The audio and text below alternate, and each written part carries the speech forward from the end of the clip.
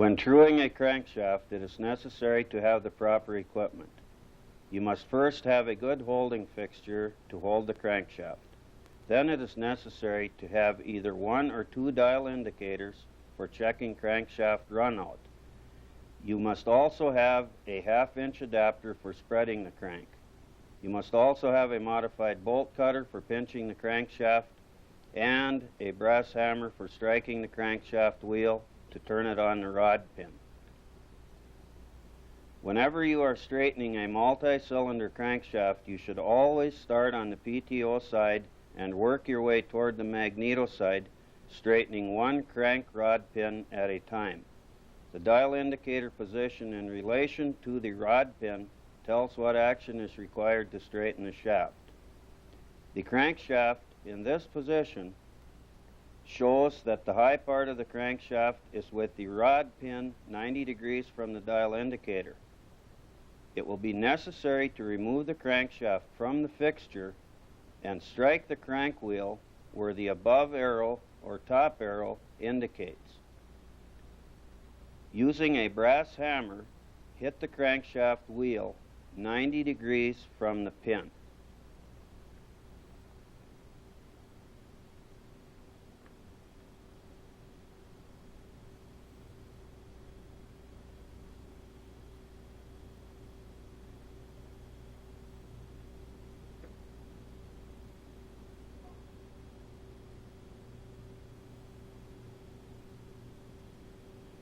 In this case, the dial indicator shows that the high part of the crankshaft is with the rod pin in the up position.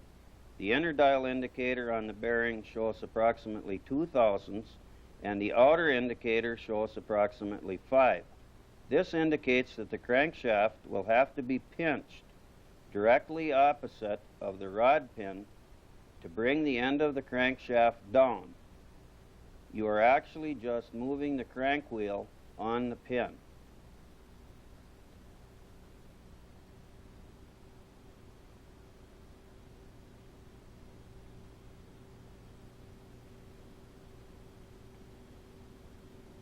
This operation can be done with the crank in the fixture.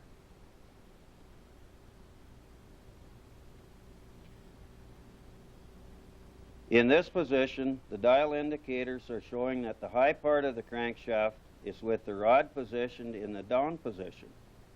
The inside dial indicator shows about 1.5 thousandths, and the outside end of the shaft being almost 5.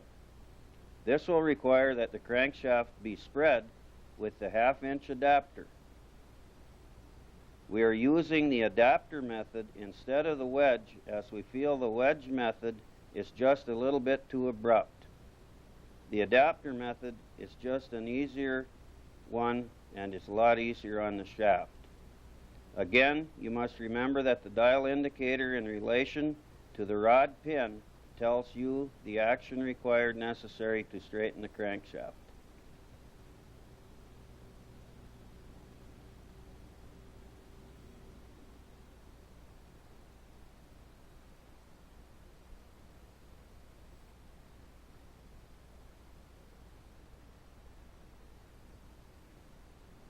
Next, make sure the crankcase is in good shape before reassembly. This is done by inspecting the bearing journals in the case.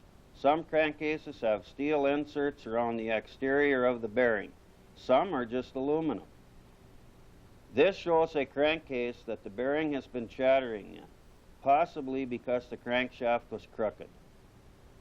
And to check for a good quality case is to simply insert a bearing into the journal area.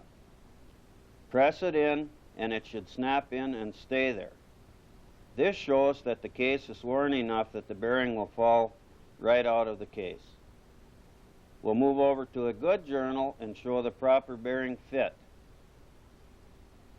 With just a slight pressure, you should be able to tip the case completely upside down, and the bearing should stay in.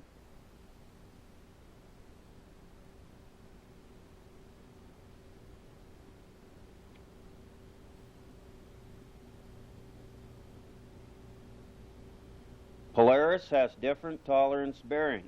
We call them C3 or C4 in the Polaris engine.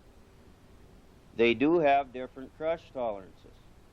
If you run into a crankcase that has journals that look like this, the crankcase should be replaced.